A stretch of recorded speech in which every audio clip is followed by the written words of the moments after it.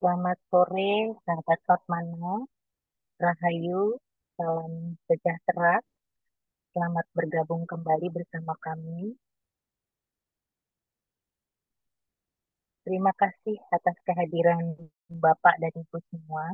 Hari ini saya Rini dan Anissa dari Fatmana akan menemani Ibu Agape serta Bapak dan Ibu semua karena Ibu Eka ada acara mendadak juga eh, waktunya bersamaan dengan webinar ini. Dan terima kasih juga untuk Ibu Alga Pendraha yang telah setia bergabung bersama kami di tahun 2025 ini dari mulai bulan April dengan rangkaian serial webinar parenting. Sebelum kita memulai acara, mari kita bersama-sama menyanyikan lagu Indonesia Raya terlebih dahulu dengan mic tetap tertutup dan sikap duduk.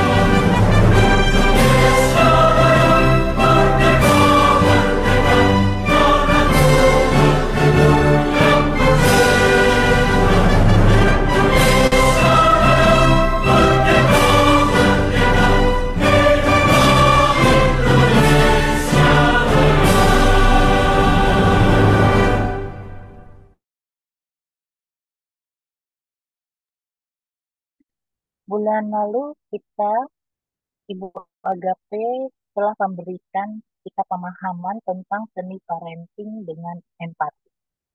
Kita sudah melihat betapa empati kadang bisa disalahartikan sebagai memvalidasi emosi anak dan membiarkan anak dengan emosi yang tidak bisa dia kendalikan, yang termanifestasi di dalam perilaku yang kasar. Misalnya, padahal empati dalam parenting adalah bagaimana kita bisa memahami perasaan dan sudut pandang anak kita serta menggunakan pemahaman itu untuk membimbing tindakan kita kepada anak kita. Di webinar kali ini, Ibu Agape akan membimbing kita untuk melanjutkan perjalanan parenting kita lebih luas lagi dengan membuka rahasia parenting untuk menumbuhkan rasa percaya diri. Kepercayaan diri anak akan menjadi sangat penting sebagai landasan mereka bertumbuh menjadi dewasa nantinya. Sebagai informasi, materi dari webinar ini tidak akan dibagikan, tetapi akan diupload ke YouTube. Jadi teman-teman dan Bapak Ibu bisa melihatnya kembali.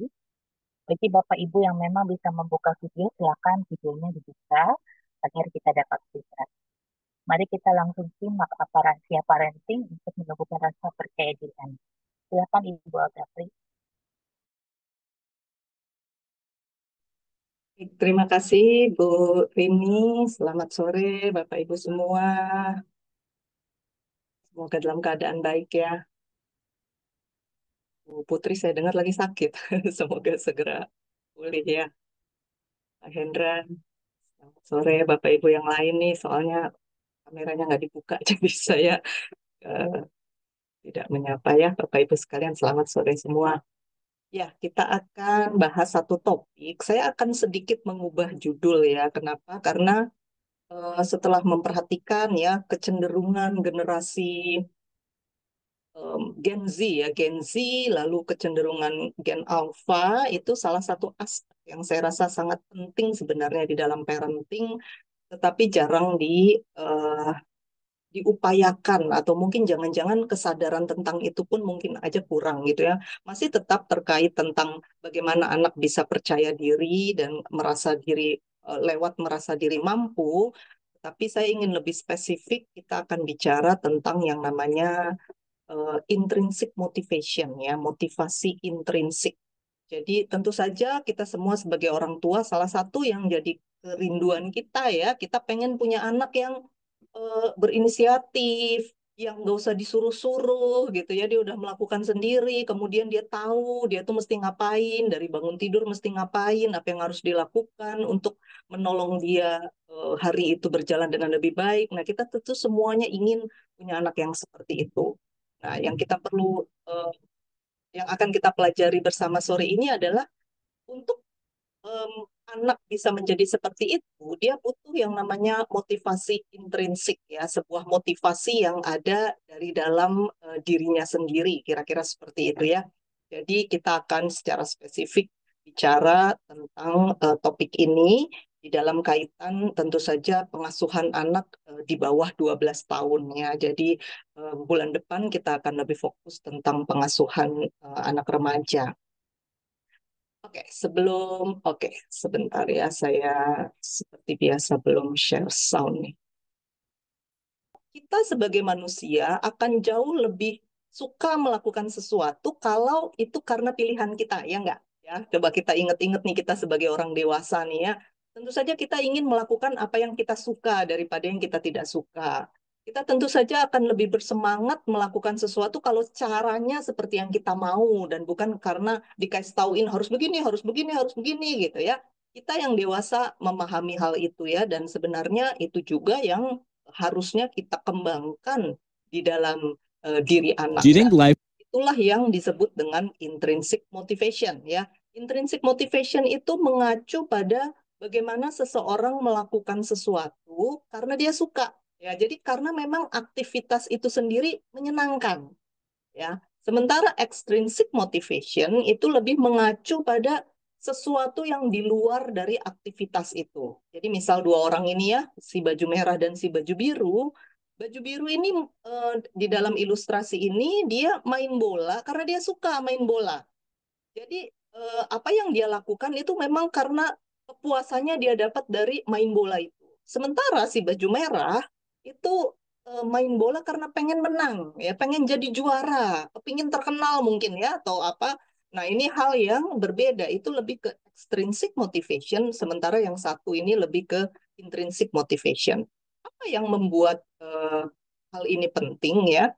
Um, Extrinsic motivation itu lebih eh, ingin mencapai sesuatu yang di luar dari aktivitas itu sendiri, yang kemudian seringkali kalau apa yang sebenarnya dia inginkan tidak didapat, biasanya lalu jadi kecewa, kecil hati, tidak mau mencoba lagi, gitu ya, frustrasi, gitu. Kalau misalnya udah berjuang, berusaha segala macam, tapi nggak juara, misalnya begitu. Sementara kalau intrinsic motivation, karena apa yang memotivasi adalah kegiatan itu sendiri, mau menang kayak mau kalah, itu bukan hal yang terlalu mengganggu buat dia. Tapi bagaimana dia menikmati permainan, bagaimana dia berusaha memberikan permainan yang sebaik-baiknya, dia menikmati bagaimana dia bisa makin terampil, makin pintar, makin kalau permainan bola mungkin makin taktis gitu mungkin ya, dan kemudian juga makin kuat secara fisik mungkin. Nah, itulah yang dia nikmati. Mau menang atau nggak menang, dia tetap akan main. Ya, walaupun kalah, tetap akan main. Karena tujuannya bukan soal menang atau kalah, tapi karena aku suka main. Nah, kira-kira seperti itu ya. Sehingga kita bisa membayangkan dari apa yang kita jelaskan ini, yang kita pelajari ini, kita bisa membayangkan bahwa orang dengan intrinsic motivation itu akan lebih tertarik pada kegiatan, akan lebih semangat, akan lebih percaya diri ya. Dia juga akan performance-nya akan lebih meningkat, akan lebih persistence ya, lebih tekun.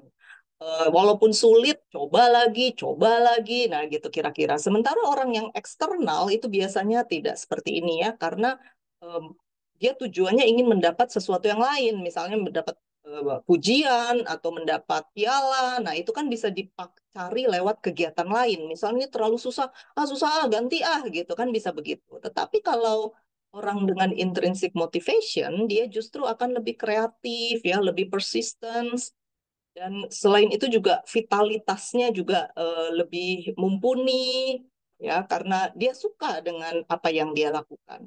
Juga intrinsic motivation ini dikatakan ya ini hasil-hasil studi ya, dikatakan bahwa ini akan meningkatkan self esteem ya, apa penilaian diri. Jadi kalau kita melakukan sesuatu yang kita sukai, kita tuh rasanya lebih percaya diri gitu, lebih lebih senang dengan diri kita lah, kira-kira seperti itu ya. Kemudian juga meningkatkan general well-being ya, perasaan nyaman ya di diri kita ketika kita melakukan sesuatu karena kita suka.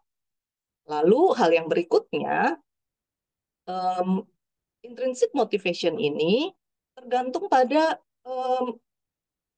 tersedianya ya, tergantung pada ketersediaan yang namanya basic psychological needs. Ya, jadi nanti kita pelajari hal ini. Jadi kalau kita mau supaya anak-anak kita punya yang namanya intrinsic motivation, ya mereka menikmati belajar, bukan karena disuruh, bukan karena diancam gitu ya. Mereka mau mengatur, misalnya menyiapkan buku-buku pelajaran mereka sendiri, kemudian mereka mau mengikuti aturan, mau misalnya taruh piring di tempat cuci piring setelah makan, misalnya hal-hal seperti itu. Kalau kita ingin supaya anak-anak ini punya intrinsic motivation melakukan itu semua karena mereka memang suka melakukannya, maka itu bagaimana kita mendapatkan itu? Itu tergantung pada yang namanya ketersediaan basic psychological needs ya. Terutama jadi basic psychological needs itu sebenarnya ada tiga ya. Kalau kita nanti kita bahas ya, ada tiga yaitu di sini competence, autonomy, dan satu lagi relatedness ya. Itu perasaan apa belongingness gitu kira-kira ya. Nah, jadi kalau kita ingin anak-anak kita punya intrinsic motivation, maka penting sekali untuk menolong menumbuhkan dalam diri mereka yang namanya competence. Jadi merasa mampu, merasa efektif, merasa bisa melakukan sesuatu, dan otonomi ya, merasa bahwa aku bisa memilih caraku sendiri ya untuk melakukan apa yang aku mau. Nah, kira-kira seperti itu. Dan kita juga perlu memahami bahwa intrinsic motivation itu akan di semakin meningkat ya, semakin bertumbuh bila ada positive feedback dan bila anak-anak itu diberi pilihan. Ya, kalau Bapak Ibu yang ikut dari awal rangkaian webinar ini, Bapak Ibu saya rasa ingat ya waktu itu saya bilang, kalau kita ingin menumbuhkan otonomi pada diri anak, sering-sering kasih anak pilihan. Ya, waktu itu saya mengatakan, tapi pilihannya hati-hati, jangan minta anak pilih, ini anak umur 2 tahun, 3 tahun gitu ya. Jangan dikasih pilihan, kita mau liburan kemana gitu. Ntar dia bilang mau liburan ke Hollywood gitu kan, kita pusing ya kalau kita nggak mampu melakukan itu. Jadi pilihannya juga harus kita batasi di dalam lingkup yang bisa dipilih oleh anak kecil. Jadi misal kita kasih pilihan mau pakai sepatu atau pakai sendal misalnya gitu ya. Ini ada baju nih, ada warna biru, ada hijau, ada kuning. Kamu mau pakai yang mana? Misalnya begitu. Jadi jangan anak ditaruh di depan lemari lalu suruh pilih sendiri. Terlalu banyak pilihan dan ada kemungkinan dia akan pilih baju yang tidak tepat gitu ya. Jadi lebih baik kita kasih pilihan sebatas yang memang semua pilihan itu bisa dipilih supaya kita menumbuhkan perasaan mampu memilih, tapi tanpa memberi tanggung jawab yang terlalu berat bagi anak usia 2 tahun, 3 tahun, gitu ya. Jadi, positif feedback, ya. Jadi misalnya mengatakan, wah, kamu udah 10 kali mencoba, tapi kamu nggak menyerah loh. Luar biasa ya kamu. Nah, misalnya seperti itu ya. Positif feedback dan pilihan ya, choice pilihan. Kamu boleh pilih, kamu mau teruskan atau kalau kamu sudah lelah, kamu mau berhenti, itu kamu silakan pilih sendiri. Nah, misalnya begitu ya. Jadi positif feedback dan pilihan ya membebaskan anak memilih itu akan meningkatkan intrinsic motivation. Tapi kalau negatif feedback, aduh, kamu kok dari kemarin ini selalu aja nih jadi masalah. Nah, misalnya kayak gitu ya, negatif feedback, lalu kita kasih deadline 5 menit lagi kamu nggak lakukan. Nanti lihat aja ada apa. Nah, kayak gitu ya, dikasih deadline, selalu selalu diamat-amati gitu, selalu diawasi, itu akan mengurangi bahkan menghilangkan yang namanya intrinsic motivation.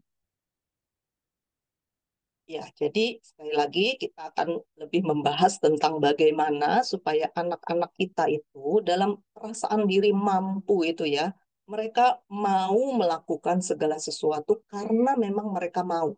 Ya, bukan karena disuruh-suruh atau diancam atau disogok misalnya ya. Kalau kamu makan nanti dikasih permen, nanti ya makan. Kalau habis sayurnya kalau dimakan nanti habis itu boleh makan es krim. Nah, misalnya begitu. Itu extrinsic motivation.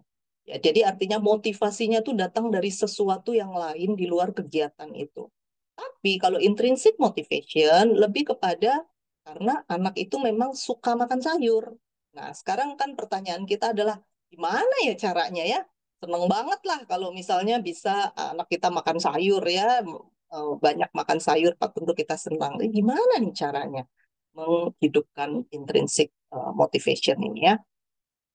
Nah, kita mau bicara dulu tentang tiga psychological need ya. Ini teorinya eh, teori namanya self determination theory, ini punyanya Ryan and Deci ya, nama mereka yang mempropose teori ini. Mereka mengatakan bahwa kita semua manusia mau usia berapapun kita punya yang namanya psychological needs. Kita punya kebutuhan psikologis diri kita yang sifatnya innate. Innate itu artinya itu sudah ada, sudah jadi bawaan kita, gitu ya. Bawaan kita memang kita sebagai manusia diciptakan seperti itu. Nah, kira-kira begitu ya. Jadi apa tuh three innate psychological needs itu? Pertama adalah kebutuhan untuk kompeten. Ya, jadi psychological needs-nya adalah competence. Kita semua butuh merasa kompeten. Kita butuh merasa mampu melakukan sesuatu dengan baik. Maka anak-anak yang merasa tidak mampu, yang minder, yang inferior, itu biasanya ya di bulan ketiga kalau nggak salah ya, atau di bulan kedua saya lupa. Saya jelaskan hal itu ya, bahwa anak-anak yang tidak merasa dirinya kompeten itu biasanya justru bermasalah di kelas, ya kesulitan untuk konsentrasi, kesulitan bergaul, kira-kira seperti itu ya. Tetapi mereka yang ada sense of competence ya, kalau Bapak Ibu ingat, ini adalah tugas perkembangan yang sangat penting untuk anak-anak usia SD ke bawah ya. Sense of competence ini kalau mereka merasa dalam diri mereka berkembang, merasa mampu ya, perasaan kompeten ini, maka itu akan membuat mereka jadi bisa lebih survive ya, menghadapi kehidupan, lebih bisa bergaul dengan baik, lebih bisa belajar dengan baik. Nah, yang namanya kompetens ini adalah kebutuhan untuk merasa mampu ya di dalam interaksi dengan lingkungan sekitar. Ya, jadi kalau anak-anak dididik sedemikian rupa sehingga dia mampu misalnya dia mampu untuk tahu rumahnya ada di mana. Ya, kalau anak tuh terus-terusan diurusin, ya em, selalu apa-apa disediakan, kemudian misalnya pergi kemana-mana kita tidak pernah melibatkan mereka, maka mereka tidak kompeten terhadap lingkungan mereka. Tapi kalau kita libatkan misalnya ya kita pergi keluar, habis ini kita belok kemana nih, misalnya gitu kan. Oh, belok kiri atau kanan? Nanti kalau anak mikir, oh ya belok kiri. Nah, kalau benar dia senang nanti lama-lama kan dia jadi hafal jalan pulang ke rumah. Ini kita bayangkan anak usia 2 tahun gitu ya, 3 tahun. Nah, itu kira-kira adalah hal-hal yang menolong untuk sense of competence itu kemudian muncul ya. Jadi ada interaksi ya dengan lingkungan dan untuk punya pengalaman diberi kesempatan-kesempatan untuk melatih dirinya sehingga dia bisa tahu bahwa oh aku mampu ini, oh aku mampu itu gitu.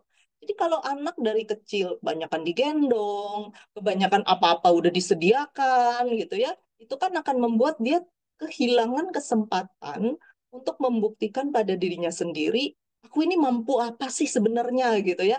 Oh, aku udah mampu ini, aku udah mampu itu gitu. Kalau segala sesuatu disediakan baik oleh orang tua, oleh pengasuh misalnya ya, itu kita seperti merampas kesempatan anak ya untuk merasa mampu. Ya, dan di sini justru masalahnya ketika kita ingin punya anak yang percaya diri, maka salah satu dasar dari kepercayaan diri itu sebenarnya kan adalah perasaan mampu ya, baik secara akademis maupun dalam hal kemampuan berelasi, maupun dalam hal keterampilan-keterampilan hidup, itu dasar-dasar untuk punya sense of self yang baik ya, self esteem yang baik. Nah, yang kedua, kebutuhan psikologis mendasar dalam diri kita itu adalah otonomi. Kebutuhan untuk bisa mengendalikan perilaku kita sendiri dan tujuan kita sendiri. Dan em, bagaimana supaya kita bisa melakukan segala sesuatunya dengan cara seperti yang kita sukai. Nah, misal kira-kira seperti itu ya. Jadi misalnya ketika kita bisa memilih aku mau belajar dengan cara seperti apa. Ya, jadi aku tuh orangnya audio misalnya gitu ya. Jadi aku mau belajar dengan cara mendengar. Maka anak-anak yang seperti itu akan lebih senang misalnya nonton YouTube, ngedenger gitu ya. Atau kalaupun dia belajar sambil ngomong. Jadi nggak bisa baca dalam hati karena dia audio, dia butuh mendengar gitu ya misalnya ya. Nah, tetapi lalu dimarahin sama guru, jangan berisik, ayo duduk baca dalam hati aja, misalnya seperti itu ya, atau sama orang tua misalnya, udah deh kamu jangan nonton-nonton YouTube terus gitu ya. Jadi nggak bisa menerima bahwa itu adalah salah satu cara belajar anak ya, menganggap bahwa nonton itu berarti bukan belajar, misalnya begitu. Jadi cara belajar tuh diatur, ditentuin harus gini, harus gitu. Nah, itu membuat dalam diri seseorang tuh nggak tercapai ini otonomi. Nah, padahal itu adalah psychological needs. Jadi untuk merasa nyaman ya, untuk well-being kita, kita butuh nih tiga hal ini nih. Competence, otonomi, dan yang terakhir adalah yang namanya relatedness, belongingness ya. Eh, Kebutuhan untuk terhubung dengan orang lain. Kebutuhan untuk mengasihi dan dikasihi. Untuk peduli dan untuk dipedulikan ya. Jadi menjadi bagian dari sebuah keluarga atau sebuah komunitas itu adalah salah satu kebutuhan utama mendasar manusia. Dari mana datangnya kebutuhan itu ya? Dari diri kita ini yang diciptakan sebagai yang seperti itu gitu. Jadi itulah bedanya manusia dengan hewan ya. Kalau hewan itu hanya sebatas instingnya, bagaimana mereka mengupayakan kehidupan mereka ya berdasarkan insting. Instingnya adalah cari makan tuh begini, instingnya adalah menyelamatkan diri tuh begini gitu. Tapi di dalam dirinya tidak ada kebutuhan untuk ini nih menjadi kompeten, untuk menjadi otonom gitu ya. Itu sesuatu yang menjadi apa ya istilahnya dignitas kita lah sebagai manusia ya. Jadi tiga hal inilah sebenarnya yang perlu kita upayakan di dalam pengasuhan kita ya supaya anak kemudian di dalam diri anak bisa tumbuh itu yang namanya intrinsic motivation. Ya, jadi bagaimana kita menolong anak untuk punya sense of competence. Ini sebenarnya sudah kita pelajari di bulan pertama ya. Bagaimana supaya anak kita punya sense of autonomy ya. Kemudian bagaimana relatedness ini sebenarnya lebih bicara hal yang lebih mendasar yaitu trust ya. Bagaimana kita percaya pada lingkungan kita, percaya pada diri kita sendiri, percaya pada orang-orang signifikan ya yang ada di sekitar kita, orang-orang penting sekitar kita, ibu kita, papa kita, saudara kita, ya ada rasa relatedness ya, keluarga besar, lingkungan. Nah, ini tiga hal inilah kemudian yang akan menghadirkan yang namanya intrinsic motivation. Ya, jadi artinya kalau kita ingin anak kita bisa melakukan segala sesuatu karena dia suka dan bukan karena disuruh, berarti kita harus menolong dia untuk kompeten. Kita harus menolong dia untuk punya sense of autonomy. Jadi bisa melakukan seperti apa yang dia mau gitu ya, yang dia eh, rasa paling sesuai dengan dirinya ya dan kemudian perasaan untuk mereka perlu merasa dikasihi. Jadi ini Susan Harter ini dia mengatakan dari sejak bayi ini lahir ya, dari sejak masa masa dia bayi baru lahir, yang namanya anak-anak itu di dalam kondisi kesehatan yang paling prima itu sebenarnya mereka itu aktif ya. Mereka itu sangat aktif, sangat kreatif, ingin tahu, bersemangat ya, playful gitu ya. Walaupun tidak ada upah apapun yang diberikan. Ya, jadi coba aja Bapak Ibu yang ini saya rasa kita semua rata-rata di sini udah punya anak ya. Coba perhatikan anak-anak kita ketika kecil. Nggak usah disuruh, nggak usah dibilang misalnya kamu mainin nih merry-go-round ya, taunya nih mainan anak kecil merry-go-round tuh. Kamu mainin deh. Kalau kamu mainin, nanti mama kasih susu misalnya begitu. Nggak usah kita kasih iming-iming, dia begitu lihat merry-go-round udah langsung tangannya gerak-gerak, kakinya gerak-gerak, dia langsung ketawa-ketawa gitu ya. Jadi nggak ada reward pun, mereka tuh ingin tahu gitu. Lalu nanti nggak usah disuruh pun, mereka akan berusaha untuk duduk, mereka akan berusaha untuk berguling. Nggak usah disuruh, ayo kamu berguling, jangan tidur terus. Berguling, kalau kamu berguling, nanti mama kasih kue, misal gitu. Nggak usah dikasih iming-iming apapun ya. Mereka pasti akan pengen berguling gitu. Nggak usah dikasih iming-iming apapun, mereka akan berusaha bicara. Akan, atau akan berusaha untuk ngambil sesuatu yang mereka inginkan. Jadi sebenarnya yang namanya intrinsic motivation ya, sesuatu yang memang keinginan yang datang dari dalam diri itu sebenarnya semua anak-anak itu punya. Begitu menurut teorinya ya, dan saya rasa di dalam realitanya juga hal itu cukup terlihat ya. Jadi kalau kita bertanya dari mana nih asalnya? Ya dari memang sejak lahir ya anak begitu dia punya yang namanya intrinsic motivation. Namun ya kita udah belajar di bulan pertama, bulan kedua ya kita tahu bahwa anak-anak ini sebenarnya apa tidak selalu seperti itu ya, tetapi nanti kita lihat ya apa yang menyebabkan. Tetapi sebenarnya sejak mereka lahir ya masa kanak-kanak itu anak-anak tuh rata-rata ya coba aja perhatiin matanya selalu berbinar-binar, pengen coba ini pengen coba itu, sangat curious, sangat ingin mengeksplor segala hal ya, anak-anak tuh seperti itu. Misalnya ya yaitu yang namanya internal motivations itu butuh di maintain, butuh dipelihara, butuh ditingkatkan ya. Kenapa? Karena kalau situasi sekitar tidak mendukung, maka motivasi intrinsik ini akan bisa menurun.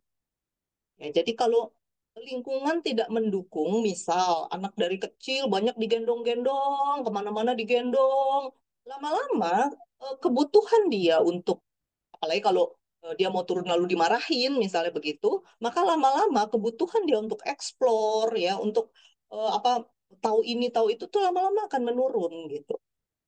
Jadi em, apa yang sudah ada di dalam diri anak-anak ini bukan sesuatu yang statis ya, dia bisa menurun, bisa berkurang.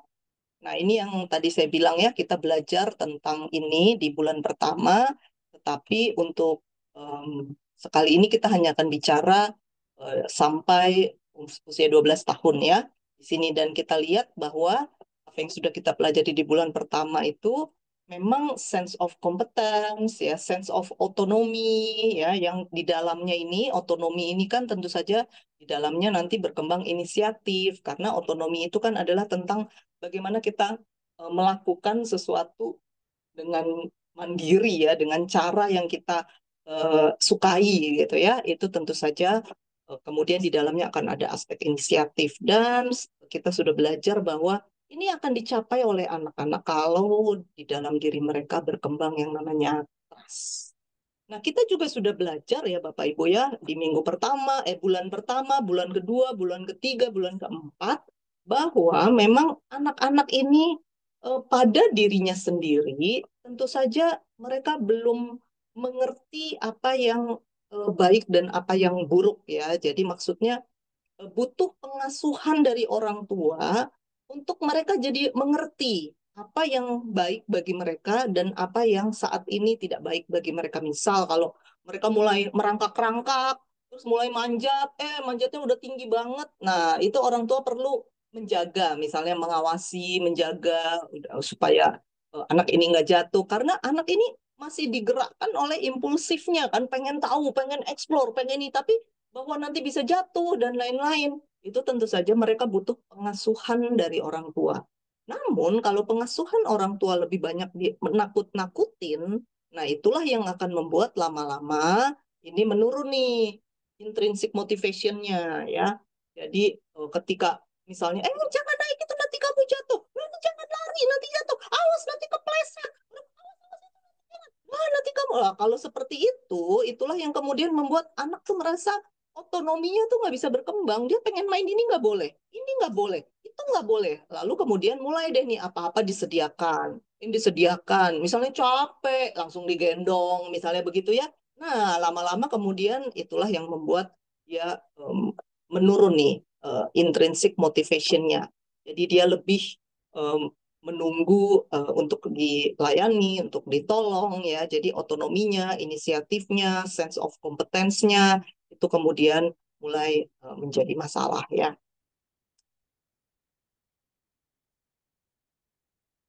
Oke,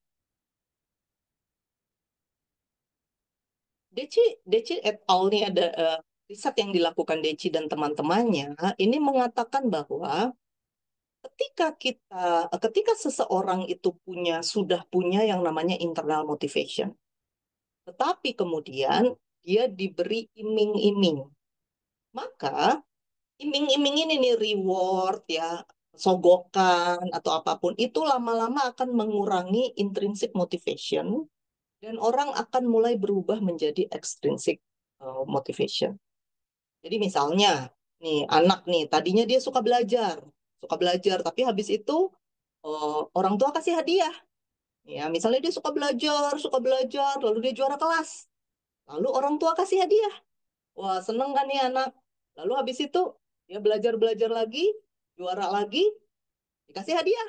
Nah, atau apalagi ada orang tua yang setiap nilai anaknya bagus selalu dikasih hadiah. Jadi sangat sering dapat hadiah gitu ya. Saya tahu yang seperti ini ya. Jadi tiap ujian ujian ulangan harian pun dikasih hadiah gitu ya.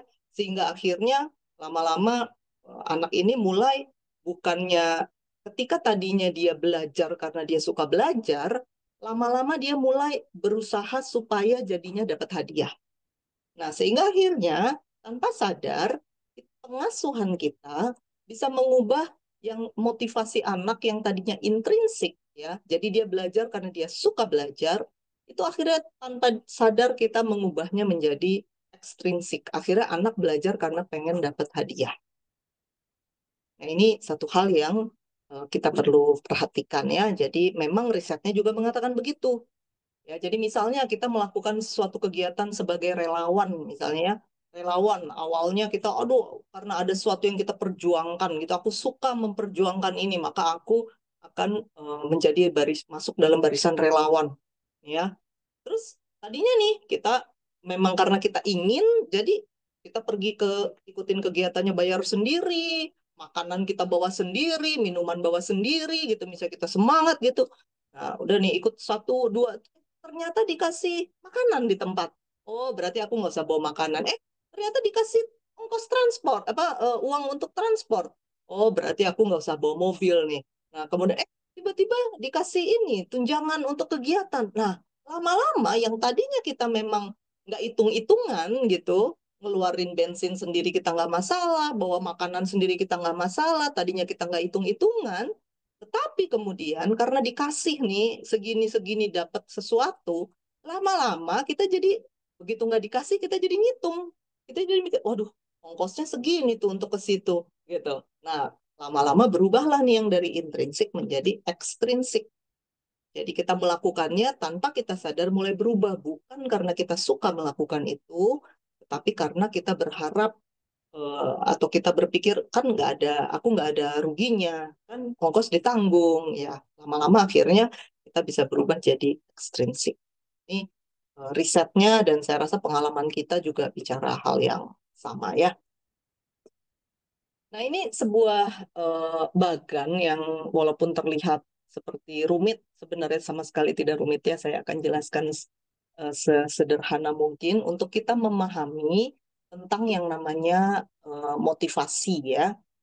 Jadi dari sisi perilaku kita ada perilaku yang eh, kita nggak ingin ya. Jadi bukan karena kita inginkan, kemudian bergerak menuju perilaku yang oh memang kita yang pengen. Jadi ada inisiatif dari dalam diri kita, ada otonomi dari dalam diri kita ya. Memang aku yang ingin. Jadi kalau kita lihat yang namanya motivasi, motivasi itu bergerak dari yang namanya tidak punya motivasi, bergerak menjadi extrinsic motivation, lalu bergerak menjadi intrinsic motivation. Bukan artinya selalu dimulai dari amotivation, enggak ya. Tapi maksudnya ini mau mengatakan bahwa tentu saja kita semua seperti yang tadi sudah saya jelaskan ya, kita semua anak-anak ini ketika lahir dia punya intrinsic motivation di dalam dirinya sendiri, punya keinginan untuk explore, untuk belajar, untuk ingin tahu gitu ya. Anak-anak tuh semua begitu, untuk rajin-rajin kan ngambil ini, nggak pergi ke sana lari sini gitu. Tapi kok lama-lama anak jadi males ya, maksudnya apa-apa minta ambilin atau capek jauh gitu ya. Apa yang terjadi nih, kenapa anak-anak kemudian berubah ya? Nah, kita lihat bahwa memang secara kalau kita lihat teorinya tentang motivasi, secara teorinya motivasi itu ada tiga jenis yang disebut amotivation, extrinsic, dan intrinsic. Nah, amotivation ya, motivasi yang amotivation itu yang pengaturannya datangnya dari mana? Nggak ada aturan. Maksudnya tidak tidak ada sesuatu yang menggerakkan lah ibaratnya begitu. Jadi misalnya anak-anak nih disuruh belajar misalnya gitu ya, Em, maka anak yang amotivation, yang tidak punya motivasi itu akan berkata, ngapain belajar lah, nggak ngerti juga, percuma lah belajar, nggak ngerti juga.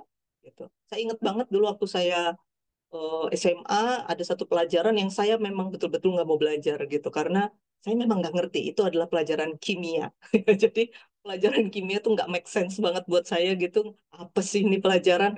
Jadi saya memang nggak belajar. Jadi saya pikir percuma belajar, nggak bakal ngerti juga, nggak bakal bisa juga. Ya udah gitu ya.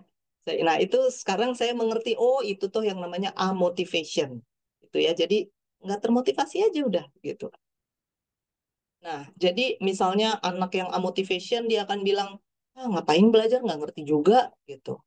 Atau misalnya ketika disuruh ke ulang tahun teman, misalnya ngumpul-ngumpul gitu, ngapain sih ngumpul-ngumpul? Nggak ngerti nih, ngapain sih ngumpul-ngumpul? Nah gitu. Jadi terlepas dari dia datang atau tidak, dia nggak punya motivasi gitu. Jadi nggak tahu nih ngapain ngumpul-ngumpul, nggak ngerti, nggak tahu ah. Nah gitu misalnya. Nah, sementara kemudian kita bisa memberikan motivasi bagi anak-anak yang nggak punya motivasi ini.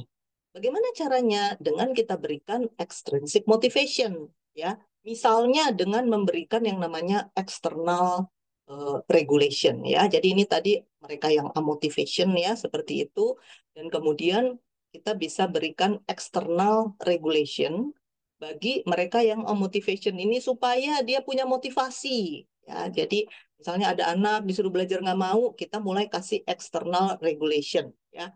Jadi ini adalah perilaku yang didorong oleh sesuatu yang sifatnya eksternal. Entah itu eksternal itu bentuknya reward ya, apa namanya ini sogokan, hadiah yang dijanjikan, atau bentuknya ancaman, hukuman. Kalau kamu nggak belajar, ya gitu. Kamu nggak belajar, handphone kamu mama sita 1 minggu. Nah, misalnya kayak begitu ya. Nah, ini adalah bentuk yang kemudian sifatnya lebih mengontrol dan tidak menghadirkan kemandirian dalam diri anak karena dikontrol gitu. Kamu kalau nggak belajar, awas ya, mama sita handphonemu 1 minggu, misal gitu. Nah, sehingga akhirnya eh, ini anak yang tadinya non intentional ini, jadi dia nggak punya intensi untuk nggak kepingin belajar, nggak merasa belajar itu berguna, nggak merasa kompeten, ya nggak punya pengendalian diri, lalu dia mulai lebih nurut. Oke deh, aku belajar karena disuruh, supaya nggak dimarahin, supaya nggak dihukum, supaya handphoneku nggak disita. Nah gitu. Jadi nurut tapi karena external reward dan karena ada hukuman, ancaman hukuman. Ya, jadi apa yang menyebabkan dia melakukan itu sifatnya eksternal ya. Ini locus of causality ya. Jadi sifatnya eksternal karena ada orang yang menyuruh gitu. Misalnya kalau contoh yang lain ketika anak ini disuruh, ayo sana main sama teman-temanmu gitu misalnya, maka dia akan oke deh, aku datang deh ke acara itu, misalnya ada acara di sekolah atau acara di mana tadinya nggak kepingin datang, ya udah deh aku datang karena ada door prize misalnya gitu ya. Atau ya udah deh aku datang karena kata mama kalau aku datang nanti aku boleh main gamenya ditambahin waktunya 1 jam. Nah, misalnya kayak gitu. Itu namanya external regulation. Ya, jadi kita akhirnya memiliki motivasi, tapi sifatnya ekstrinsik motivasinya. Ya, motivasi dari luar. Yang ini adalah jenis yang pertama. Jadi extrinsic motivation itu ada beberapa jenis ya. Extrinsic motivation ya, jadi hadirnya motivasi ekstrinsik yang disebabkan karena ada sesuatu yang kemudian kita apa namanya nih kita ikuti, tetapi bukan karena kita ingin melakukan itu, tetapi karena kita eh, diatur oleh perasaan misalnya daripada aku dihukum ya daripada misalnya ini ada daripada apa nih namanya nih kemudian kita merasa bersalah. Nah, gitu ya. Daripada merasa bersalah, daripada merasa malu, ya udah deh, aku ikutin aja gitu. Jadi misal ketika tadi anak yang disuruh belajar kan, kalau amotivasi tadi kan dia ngapain belajar? Nggak bakal pinter juga, nggak bakal juara juga, alah udahlah gitu misalnya ya. Atau yang tadi extrinsic motivation yang tipe yang pertama tadi, yang external regulation. Ya udahlah aku belajar daripada dijemput sama Pak Dedi gitu atau daripada dimarahin mama ya udahlah aku belajar gitu ya. Nah ini yang ketiga dia akan gini, ya udahlah aku belajar supaya aku nggak dibilang bodoh. Nah misalnya gitu ya, jadi tetap faktornya eksternal tetapi sudah ada eh, keterlibatan ego kita, keterlibatan diri kita. Jadi sudah mulai ada self controlnya, ada kendalinya gitu. Jadi ya ya aku belajar daripada aku dibilang bodoh atau ya udah aku belajar daripada aku nanti diejek-ejek sama teman-teman gitu. Jadi ada sesuatu nih di dalam diri yang kemudian membuat kita jadi mengontrol diri kita dan kita jadi termotivasi melakukan sesuatu walaupun penyebabnya masih tetap di luar. Jadi eh, ya udah daripada diejek. Artinya, kalau nggak ada yang ngejek ya, kita jadi tetap nggak termotivasi. Jadi orang-orang yang punya extrinsic motivation itu akan sangat tergantung pada lingkungan sekitar. Jadi kalau lingkungan sekitar nggak ada yang ngejek, nggak ada yang nyuruh, nggak ada yang apa, ya udah nggak punya motivasi. Gitu.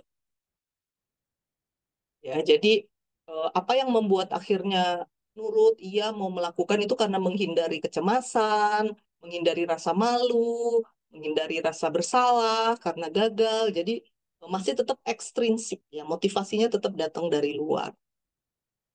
Jadi misalnya tadi anak yang kumpul-kumpul gitu, maka dia akan oke deh, aku kumpul-kumpul em, supaya aku nggak dibilang sombong. Nah, misalnya begitu. Jadi tetap bukan karena dia kepingin kumpul-kumpulnya, tetapi karena ada sesuatu nih egonya sudah terlibat. Aku nggak mau dibilang sombong, gitu. Karena itu aku akan, ya udah, aku akan ikut kumpul-kumpul. Nah, misalnya seperti itu. Nah, berikutnya ini adalah yang identified regulation ya. Jadi ini nih mulai ada aspek-aspek internal ya. Jadi sudah mulai menyadari pentingnya melakukan itu bagi diri ya. Udah mulai ada kesadaran diri. Jadi identified regulation. Jadi ini masih ekstrinsik tetapi sudah ada kesadaran gitu. Kalau yang pertama tadi misalnya nggak ada kesadaran tuh, makanya dia walaupun belajar tapi dia tetap belajarnya karena takut. Maka huruf D bisa jadi huruf I gitu ya karena takut. Nah, jadi tidak efektif. Nah, tapi kalau ini ya di dalam identified regulation ini orang tuh udah mulai atau anak itu sudah mulai menyadari pentingnya itu bagi dirinya.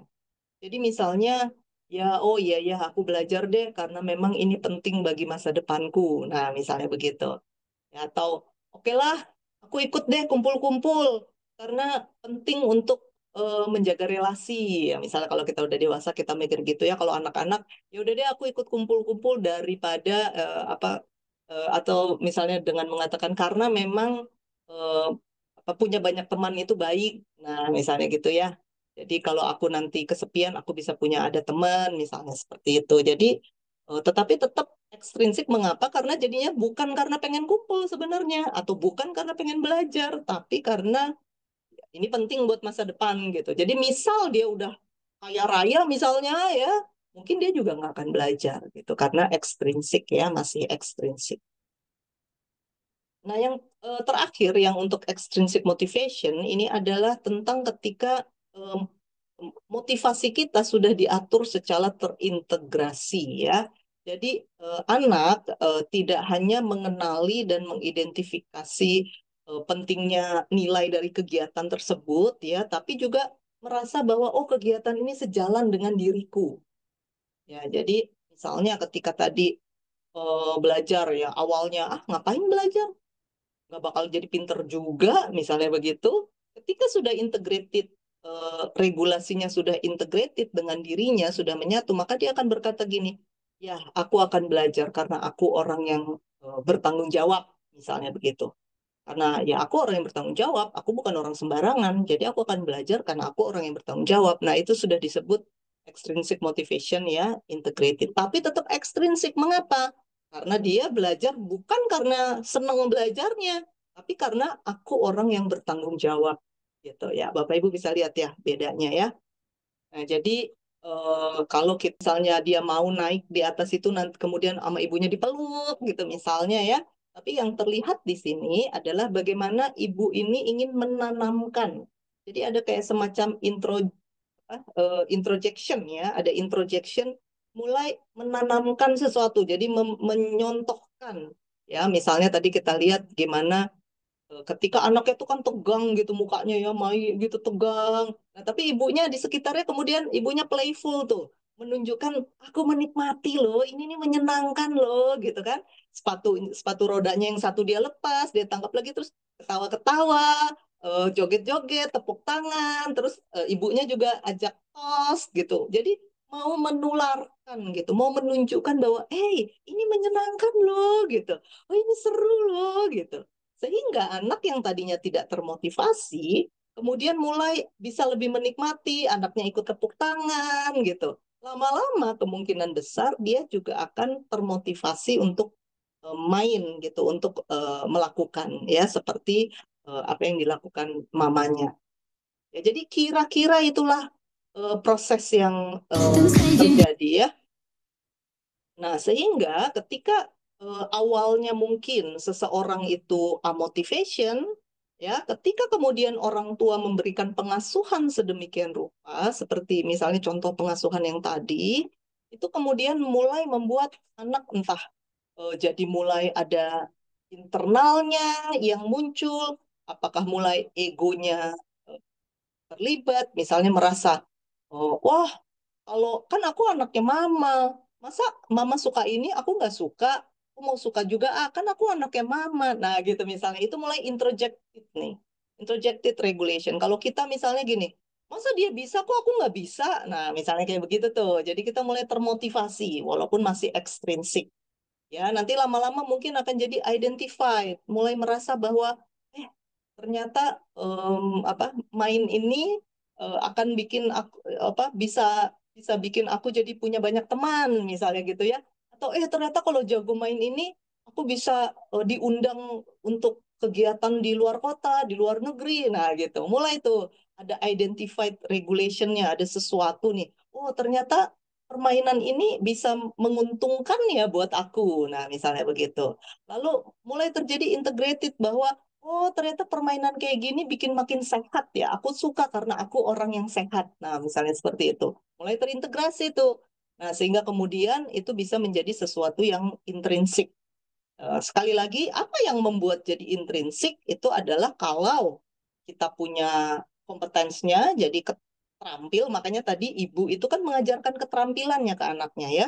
Jadi mulai dari apa dinaikkan lurus gitu ya di atas papan skateboard tadi ya, dan kemudian ditemani, kemudian apa ibunya mengajak menikmati, ditos, tepuk tangan. Nah, itu adalah hal-hal yang dilakukan. Jadi di dalam kegiatan itu terlihat ibunya berusaha melatih meningkatkan kompetensi anak, tetapi juga tidak memaksa, ya. Jadi kalau anaknya memang masih kayak patung diem gitu, ibunya juga nggak maksa gitu. Misalnya ibunya nggak suruh, ayo dong, ketawa dong, jangan diem aja. Bukannya nggak boleh begitu. Ayo, harus tersenyum, kan enggak. Nah, itulah yang namanya otonomi ya. Jadi anak diberi pilihan, diberi choice. Kalau memang kamu masih wah, tegang begitu, wah, oke, silahkan gitu ya. Pilih. Kalau kamu mau memilih untuk lebih diem tegak kayak patung, silahkan. Tidak apa-apa. Nah gitu. Lalu kita juga bisa melihat bagaimana mamanya itu membangun yang namanya relatedness-nya. Jadi kebersamaannya, belongingness-nya. Jadi dengan ibunya terus ada di sekitar dia, lalu ngajak tos gitu, ibunya tersenyum gitu ya, menatap dia, lalu kemudian ibunya tepuk tangan, anaknya juga lalu jadi ikut tepuk tangan. Nah, itu kan sebenarnya proses bagaimana ibunya menolong anak ini dari amotivation kemungkinan untuk dia punya integrated regulation lah seenggak-enggaknya. Nanti suatu saat mungkin ini akan jadi intrinsic motivation. Jadi walaupun tidak ada sesuatu yang jadi reward, ya aku main karena aku pengen main gitu. Aku main karena aku suka. Jadi bukan lagi karena aku main supaya sehat, aku main supaya aku nggak dibilang cupu misalnya gitu ya. Aku main supaya nggak dimarahin, udah bukan kayak gitu lagi. Tapi aku main karena aku pengen main. Nah, kira-kira seperti itu. Itulah sebenarnya ya sesuatu yang kita ingin agar anak-anak kita miliki.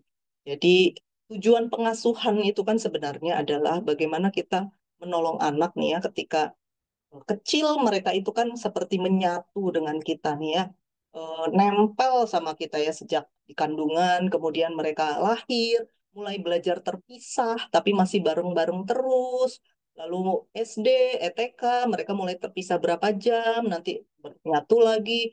SD mulai terpisah berapa jam, nanti menyatu lagi. Nah, apa sebenarnya pengasuhan adalah bagaimana kita menolong anak kita untuk sedikit demi sedikit kemudian terlepas dari diri kita, lalu mereka bisa mandiri di diri mereka sendiri, tapi bukan mandiri sembarang mandiri. Mandiri yang mereka bisa mengambil keputusan-keputusan yang baik berdasarkan apa yang selama ini sudah kita asuhkan. Misal kita mengasuh tentang kebaikan, kemurahan hati, kerendahan hati, spiritualitas, misalnya gitu ya, kejujuran. Nah, kita bagaimana kita mendidik anak ini untuk terpisah dengan kita, tapi nilai-nilai yang kita ingin dia ditanamkan ke dia itu bisa dia bawa dan dia termotivasi di dalam dirinya sendiri, bukan karena disuruh, bukan karena diancam, bukan karena dapat reward apapun, tapi karena memang dia ingin melakukannya. Dan ini dia kemudian menjadi orang yang sepenuhnya mandiri. Kan sebenarnya itu ya tujuan pengasuhan kita. Nah, itulah maka intrinsic motivation ini sangat penting ya. Nah, kalau kita lihat ya kecenderungan sekarang, kecenderungan anak-anak dimulai dari Gen Z ya, karena kalau saya baca buku dan hasil-hasil risetnya ya, orang tua juga sudah makin pengasuhan yang diberikan orang tua ya itu sudah semakin apa ya, misal kalau saya bandingkan dengan saya dulu waktu saya kecil ya, waktu saya TK SD itu tahun berapa ya, tahun 70-an ya, itu em, itu kita mau main keluar ya, mau main dari pulang sekolah sampai maghrib juga ya sudah gitu, orang tua percaya gitu bahwa kita akan pulang gitu. Lalu saya ingat banget dulu saya eh, SD tuh saya sekolah cukup jauh, saya harus jalan kaki, berapa jauh ya jalan kaki, hmm, berapa ya saya juga nggak terlalu ingat sih. Dulu waktu saya kecil rasanya jauh, nggak tahu sebenarnya jauh apa enggak ya. Tapi saya ingat saya harus nyebrangin sawah, persawahan, jadi ngelewatin pematang sawah gitu. Yang kalau musim hujan tuh pasti banjir. Lalu kalau musim hujan saya tinggal sampai rumah tinggal ngitung tuh ada berapa lintah yang nempel di kaki saya gitu ya. Lalu nanti gimana saya nyopot lintah itu lalu dibuang gitu ya. Dan orang tua tenang-tenang saja.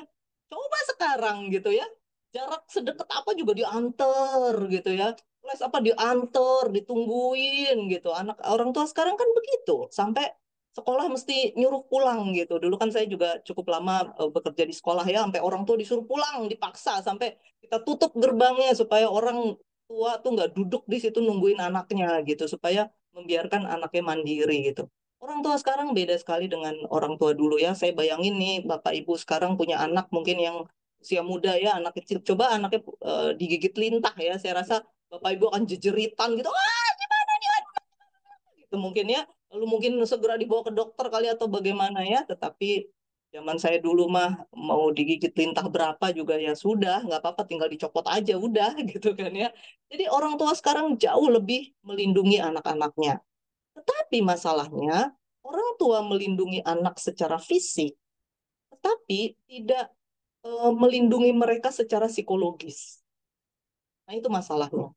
Jadi kebutuhan-kebutuhan psikologis itu tidak terlalu menjadi concern orang tua. Tidak banyak orang tua yang mengerti bahwa anak itu butuh sense of autonomy, bahwa anak itu butuh sense of competence, anak itu butuh merasa mampu. Jadi di dalam keinginan orang tua memberikan yang terbaik untuk anak-anaknya, seringkali rasa mampu itu dirampas gitu dengan cara menyediakan segala-galanya. Ya, entah kasih mbak di rumah, kasih supir kah mungkin, atau kita sebagai orang tua selalu ada 24 jam siap sedia untuk menolong anak di dalam kesulitannya apapun. Lupa ngerjain PR, kita bantu ngerjain. Lupa bawa buku, kita anterin bukunya ke sekolah. Terlambat ke sekolah, ya loh kita bela-belain, nggak usah mandi, nggak usah makan, nggak usah apa. Yang penting anak tidak terlambat ke sekolah. Misalnya begitu. Jadi terlalu banyak aspek-aspek semacam itu ya yang membuat orang tua melindungi anak sedemikian secara fisik, tapi kebutuhan-kebutuhan psikologisnya tidak dipahami. Sehingga anak-anak ini cenderungnya mulai dari Gen Z dan kemudian berlanjut ke Gen Alpha nih, mulai menjadi anak-anak yang motivasinya lemah. Jadi riset yang saya baca tentang anak-anak Gen Alpha, nih kalau kita bicara 12 tahun ke bawah, ini kan kita bicara tentang anak-anak Gen Alpha ya, generasi Alpha. Nah, generasi Alpha ini salah satu karakteristik yang terlihat jelas adalah mereka tidak siap untuk sekolah. Jadi tidak mandiri, nggak mampu bangun pagi sendiri, nggak mampu mengingat, eh, mempersiapkan barang-barangnya sendiri, nggak mampu mengatur waktu. Misalnya bahwa aku mau sekolah, berarti aku harus makan, berarti aku harus mengatur waktuku untuk makan berapa menit, nggak mampu ya, nggak siap. Em, Sampai anak SMP aja masih banyak, bahkan SMA yang masih harus dibangunin sama orang tuanya. Dan mereka juga tidak siap untuk berelasi, bersosialisasi, tidak siap menghadapi penolakan misalnya. Jadi masih sangat impulsif, masih sangat ingin apa yang aku mau, aku harus dapat saat itu juga gitu misalnya ya. Nggak bisa berbagi, ya tidak mampu berkomunikasi, sangat sulit untuk berelasi. Nah, itu adalah ciri-ciri anak-anak yang sekarang nih Gen Alpha ya. Nah, itu yang kemudian membuat mereka juga tidak punya motivasi ya. Jadi, kenapa ke sekolah? Ya karena harus sekolah. Kenapa sekolah? Ya karena diantar ke sekolah. Tapi apa sebenarnya yang mau aku lakukan? Ya karena diantar di sini ya udah aku ada di sini gitu. Jadi itu sesuatu yang walaupun memang karena anak-anak Gen Alpha ini kan masih masih SMP ya paling paling tinggi ya, SMP kelas 7 mungkin ya atau kelas 8 mungkin ada ya. Jadi penelitiannya memang belum banyak ya, belum sebanyak Gen Z karena Gen Z kan ada yang sudah kuliah, sudah kerja ya. Tapi kalau anak-anak Gen Alpha ini kan masih masih baru tahunnya belum panjang ya, sehingga memang para yang membuat studi-studi ini kalau saya baca mereka rata-rata mengatakan butuh studi lanjutan, butuh studi lanjutan. Tapi kalau Bapak Ibu lihat ya, eh, saya juga lihat banget nih di sekolah ya apa yang terjadi ya, ya itulah anak-anak itu tidak siap, sangat tidak siap. Jadi nggak punya tuh yang namanya intrinsic motivation. Nah, yang kemudian membuat kita bertanya-tanya kan adalah realita bahwa sebenarnya saat mereka lahir ya, anak-anak itu punya eh, itu sesuatu yang innate, sesuatu yang menyatu dalam diri mereka tuh, yang namanya motivasi untuk mengeksplor, untuk aktif, untuk curious gitu ya. Apa berarti yang terjadi sehingga ternyata anak-anak tidak siap untuk ke sekolah. Ya, tentu saja salah satu yang saya rasa kita semua tahu ya, yang paling banyak mengganggu kita itu sebenarnya yang namanya gadget ya. Jadi salah satu karakteristiknya anak-anak Gen Alpha ini adalah yang namanya omnipresence of screen. Ya, jadi omnipresence of screen di mana-mana ada tuh screen, entah iPad, smartphone, ya kemudian laptop laptop, itu di mana-mana ada. Jadi mereka tidak terbiasa untuk berkomunikasi. Mereka tidak terbiasa untuk menyadari ruang dan waktu. Ya, jadi terbawa oleh ini nih dunia maya. Jadi nggak menyadari ruang dan waktu, sehingga mereka nggak siap, gitu ya, nggak termotivasi untuk menghadapi realita. Nah, ini sebenarnya salah satu hal yang sudah sangat kelihatan di anak-anak Gen Z, yang kemudian nanti ujung-ujungnya memang akan banyak masalah kesehatan mental. Jadi antara mana nih dunia maya, mana dunia nyata, itu bingung ya. Salah satu cirinya anak-anak Gen Z dan Gen Alpha, terutama Gen Z yang belakang-belakang ya, bukan yang awal-awal dulu, itu adalah kecenderungan mereka untuk lebih sering ngobrol sama ChatGPT atau lebih seneng ngobrol lewat tidak in person ya, tidak berhadapan muka. Mereka lebih suka ngobrol menggunakan apa nih, entah aplikasi lah, entah WhatsApp, entah apalagi sih aplikasi-aplikasi yang banyak dipakai anak-anak ya. Bahkan mereka bisa lebih nyaman ngobrol lewat game online ya, dengan teman-teman game online mereka yang sebenarnya entah siapa gitu. Jadi makin tidak personal ya. Jadi antara dunia nyata, dunia maya itu makin gak jelas, sehingga motivasi mereka untuk tepat waktu, untuk disiplin dan lain-lain itu sulit sekali gitu. Karena ini semua udah makin gak jelas ya. Jadi ketika kemudian orang tua memberikan anak-anak smartphone atau gadget apapun lah kira-kira yang semacam itu di usia mereka yang masih sangat muda, maka itu akan sangat merusak ya, sangat sangat merusak. Jadi membuat anak jadi nggak siap menghadapi kehidupan ya. Mereka scroll, scroll, scroll, scroll. Akhirnya anak-anak itu apa yang terjadi? Mereka kan kalau kita dulu ya, misalnya kayak angkatan saya dulu ya,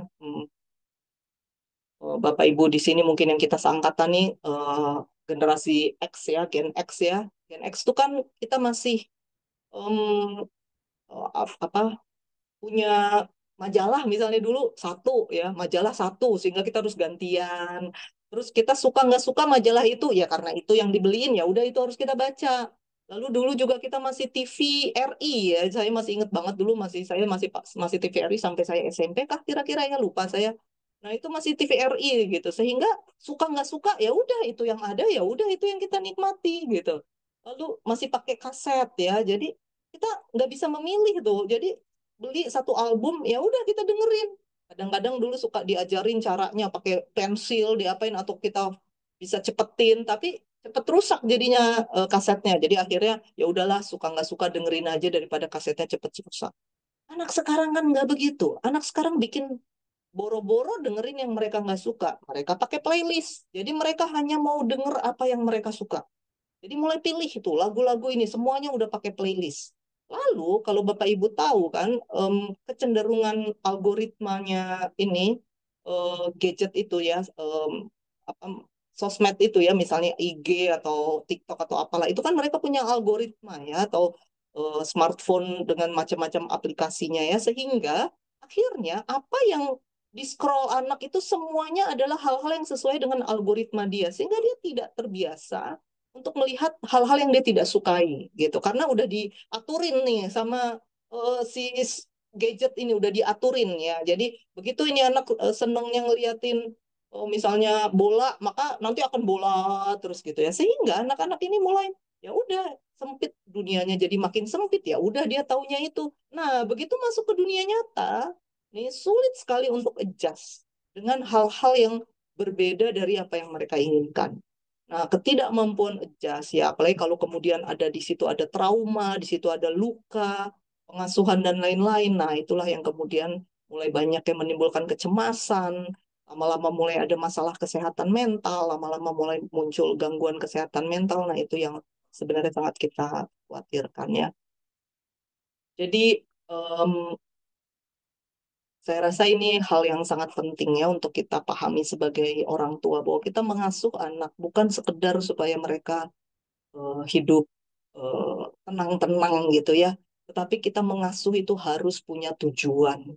Untuk apa kita mengasuh mereka? Kita mau apa ini? Harus ada tujuan. Jadi nggak cukup hanya sekedar kasih mereka makan, mereka sehat secara fisik, mereka ke sekolah, lalu yang kita kontrol nilainya. Oh, kalau pokoknya kalau nilainya bagus berarti beres. Nah, itu sendiri nggak cukup ya, Bapak Ibu. Nah, sehingga kalau kita lihat tadi bagaimana nih perjalanan kita ketika bicara soal motivasi, bagaimana supaya anak-anak itu punya intrinsic motivation ya, dan yang dikendalikan oleh intrinsic regulation, maka penting sekali kita menolong anak itu kenal dirinya, menemukan dirinya apa gitu ya. Jadi nggak bisa nih kita dari kecil misal ya, saya nggak sempat sih cari videonya, tapi saya rasa Bapak Ibu kemungkinan udah pernah lah melihat video-video semacam ini ya. Jadi video seperti seorang ibu muda dan ini cukup banyak ya video seperti ini, ibu muda yang mengatakan anakku seorang transgender. Lalu ditanya, anakmu umur berapa? Oh, anakku 1 tahun. Loh, dari mana kamu tahu bahwa dia ini sebenarnya transgender? Jadi misalnya gendernya apa jenis kelaminnya laki-laki, tetapi dia mengatakan anakku ini sebenarnya perempuan, jadi dia transgender. Atau dibilang, oh anakku ini queer gitu ya. Jadi atau dibilang apalah, anakku ini panseksual atau apalah istilah. Lalu ditanya, oh, bagaimana taunya? Oh, dia sudah menunjukkan dari sejak dia usia 4 bulan, misalnya begitu. Nah, itu tentu saja hal-hal yang tidak bisa dijadikan patokan. Kan kita udah belajar ya perkembangan kognitif anak, itu di bulan kedua, apa modul kedua, kita tahu bahwa anak-anak itu belum tahu sebenarnya hal-hal seperti itu. Orang tualah yang harus ngasih tauin, orang tualah yang dari kecil harus menanamkan, menolong dia memahami identitas dirinya. Dari kecil misalnya kita udah harus katakan kamu laki-laki, kamu perempuan, kamu anak mama, misalnya begitu ya, kamu anak baik, kamu anak yang jujur, kamu anak itu ya, itu hal-hal yang penting kita tanamkan gitu di dalam diri anak. Jadi kita kalau perlu misalnya kita melakukan ini nih yang introjected regulation misalnya, aturan-aturan yang kita tanamkan, sehingga lama-lama anak itu dari yang tadinya tidak termotivasi untuk disiplin, tetapi kemudian kita mulai eh, memberikan misalnya kamu disiplin itu akan membuat kamu lebih siap misalnya atau disiplin itu akan membuat kamu lebih em, nyaman nih di dalam menjalani kehidupan. Disiplin itu akan mencegah kamu untuk melakukan kesalahan misalnya gitu ya. Terus lama-lama anak akan oh disiplin kenapa kamu disiplin? Ya karena enak disiplin. Aku merasa disiplin itu menyenangkan gitu. Nah, tapi kan anak tidak langsung bisa begitu ya. Untuk nilai hal-hal tertentu ternyata memang kita harus berikan nih. Kita harus eh, eh, lakukan introjection gitu ya. Kita harus berikan dari luar ke dalam gitu. Udah harus kita berikan ke anak kita. Nah, saya ingin sedikit membahas tentang parenting. Apa namanya ini tipe-tipe parenting ya. Saya rasa ini penting walaupun mungkin sudah banyak yang tahu, tapi ini kita penting untuk mengingat ya.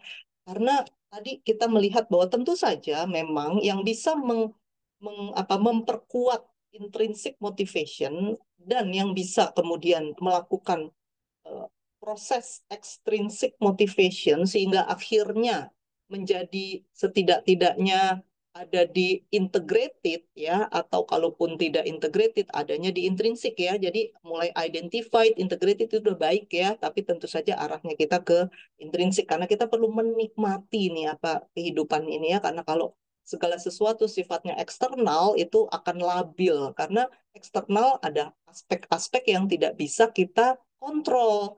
Jadi kalau terus-terusan kita, ayo supaya kamu juara, ayo supaya nanti kamu dipuji sama guru, ayo supaya nanti kamu disukai teman-temanmu, misalnya begitu, nanti suatu saat teman-temannya walaupun dia sudah melakukan teman-teman cuek aja, itu akan membuat anak kecewa atau ternyata nggak menang, itu akan membuat anak kecil hati, akhirnya nggak termotivasi lagi. Gurunya ternyata nggak memuji, nah dia bisa percuma lah, udah kerjain ternyata guru juga nggak memuji. Jadi kalau kita punya motivasi eksternal itu labil gitu, karena eksternal nggak bisa kita kontrol.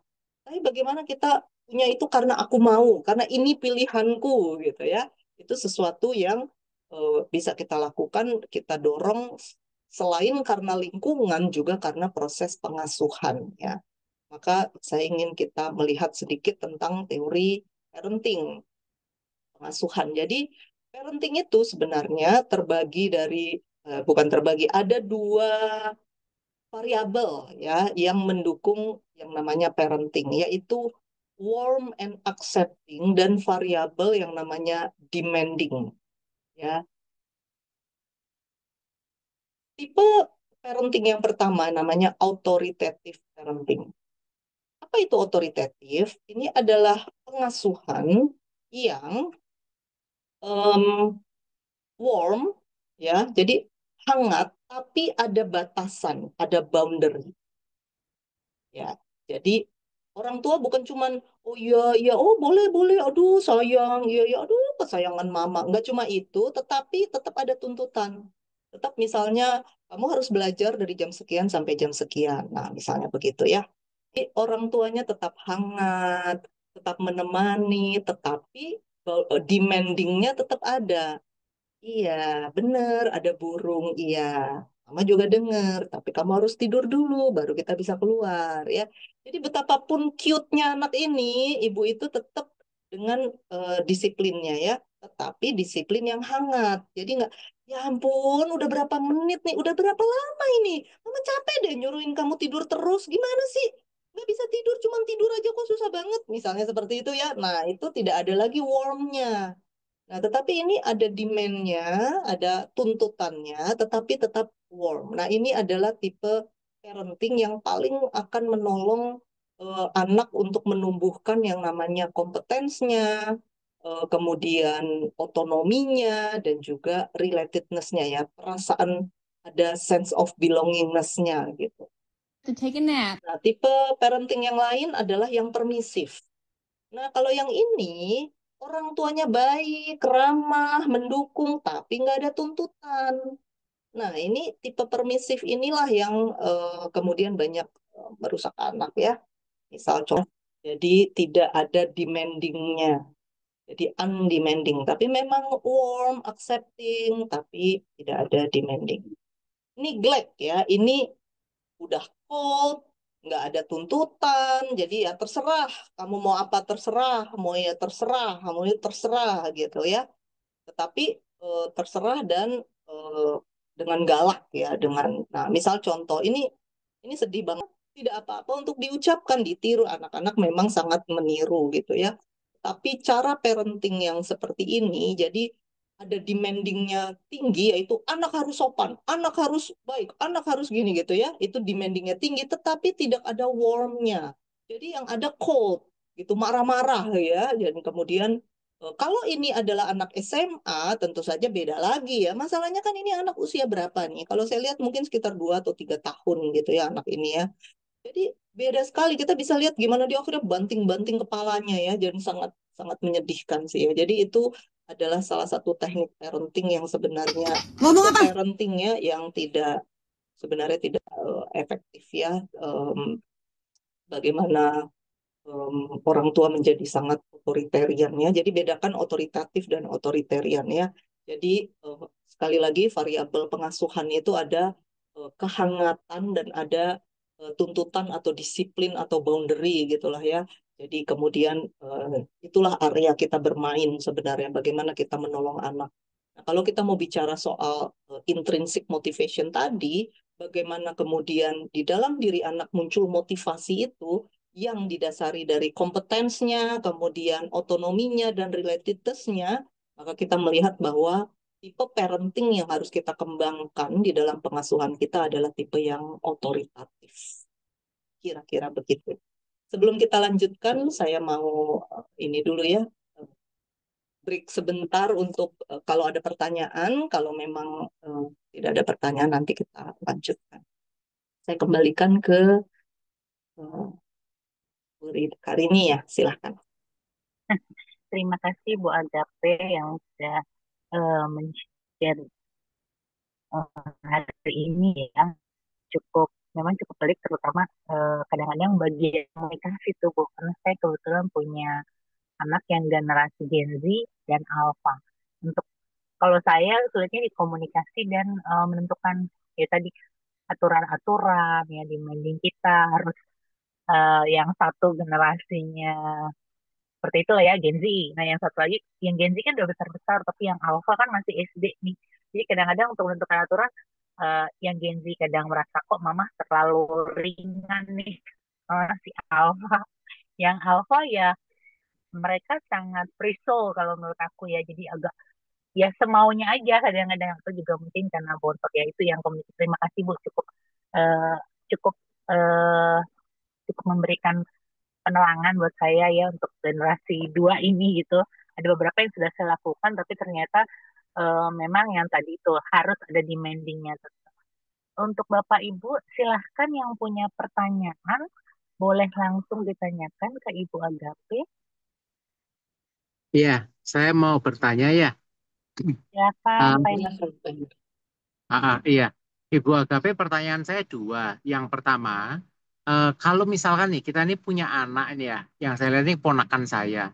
Sebetulnya kita sebagai orang tua tuh sudah sangat berusaha mengikuti keaktifannya dia. Namanya anak kecil, usia masih 2 3 tahun, dan dia juga cerdas sekali. Secara motoriknya sangat bagus, secara kognitifnya sangat bagus. Eh, Cuman kita tuh kadang sampai kebingungan mau mengikuti anak ini tuh seperti apa. Begitu mudah bosan kan kalau anak pinter itu kan cepat bosan ya. Nah, ketika kita sudah berupaya begitu rupa dan akhirnya kami menyerah, ya endingnya kita kasih gadget.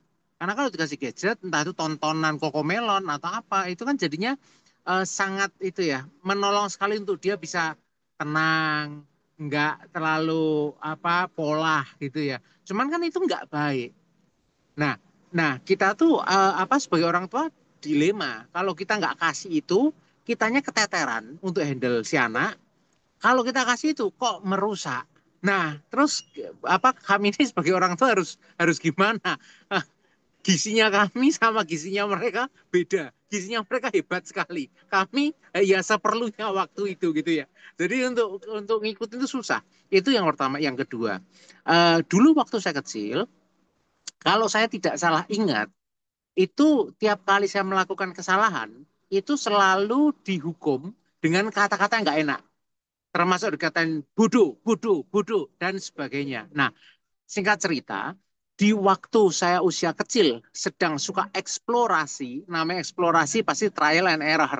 Namanya anak pasti banyak bikin salahnya, banyak bikin rusaknya. Nah, itu mendapatkan punishment seperti itu sehingga apa namanya intrinsic motivation saya ternyata rusak dari negatif negatif feedback itu. Nah, sekarang ketika di usia dewasa, saya ingin melakukan sesuatu yang baru, kadang itu perasaan takut salahnya itu besar banget. Akhirnya membuat kehidupan saya kurang produktif. Kalau saya ngobrol sama orang lain tentang masalah mereka, saya bisa banyak bantu. Tetapi ketika saya sendiri menghadapi masalah yang enggak seberapa dibandingkan mereka, itu saya sudah rasa kecil sekali dan nggak berani untuk mengambil sebuah langkah tindakan baru untuk mencoba. Nah, untuk melakukan tindakan reverse terhadap negatif feedback di masa kecil yang sekarang saya sudah dewasa, supaya saya bisa menang dari mental block itu, apakah itu memungkinkan ya, Bu? Terima kasih, Bu Agape. Terima kasih, Pak.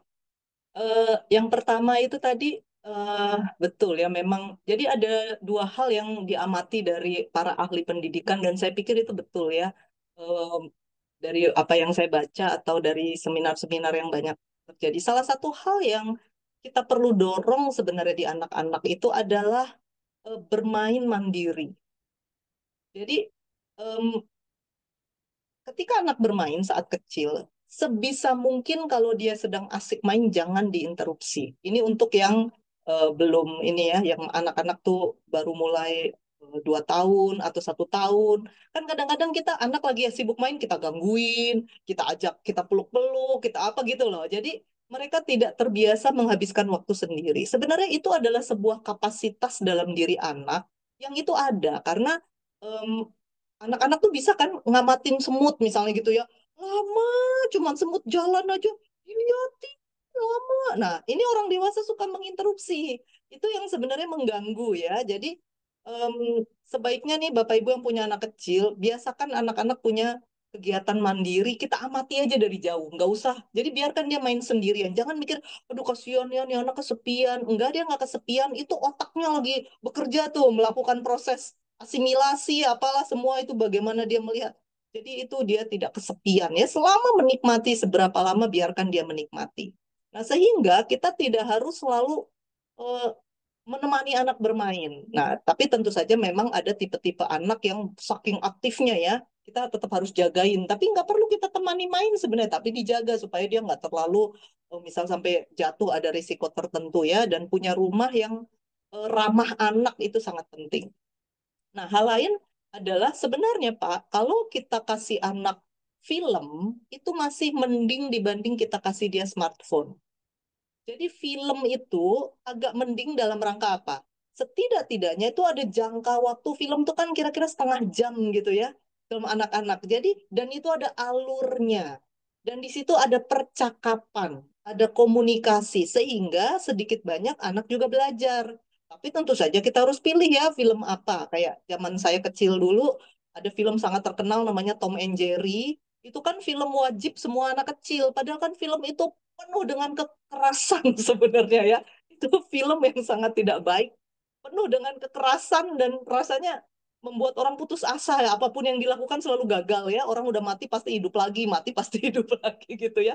Dan kemudian sangat tidak nyata gitu karena banyak sekali hal yang dilakukan yang seharusnya dalam realita nggak mungkin terjadi tapi kemudian wah pokoknya itu film yang sebenarnya tidak mendukung. Jadi kita pilih juga filmnya apa yang bisa ditonton, film yang ada alur ceritanya, yang ada komunikasinya, yang ada urutan-urutan kausalitasnya, sehingga dari situ pun anak belajar itu masih nggak apa-apa.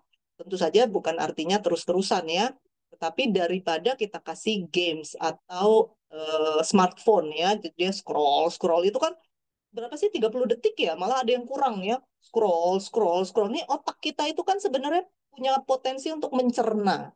Nah ketika kemudian ada satu informasi otak berusaha mencerna tiba-tiba udah ada informasi lain otak berusaha ada lagi wah itu yang bikin anak-anak emosinya tuh luar biasa karena pada dasarnya gelisah tuh menerima wah wah begitu juga kita yang dewasa sebenarnya sih ya. Jadi memang smartphone ini sangat-sangat sangat-sangat kacau lah, sangat-sangat merusak ya. Jadi sebaiknya kita selama mungkin memberikan itu ke anak-anak. Jadi mungkin itu sih Pak. Lalu mulai biasakan ini membaca salah satu aktivitas yang benar-benar buku ya, bukan ini ya, bukan handphone ya. Jadi apa membaca, jadi menolong dia bisa membaca itu bias itu kalau sampai anak udah sudah suka membaca, apalagi dia cerdas, wah itu nanti akan sangat menolong deh. Jadi sekarang keluarga-keluarga makin jarang ya membiasakan anak-anak belajar membaca. Kenapa? Karena biasanya orang tuanya kemungkinan juga dari milenial atau Gen Z yang tidak suka membaca ya biasanya sih. Nah, mungkin itu sih, Pak. Kalau yang kedua tadi, tentu saja itu hal yang bisa dilakukan ya.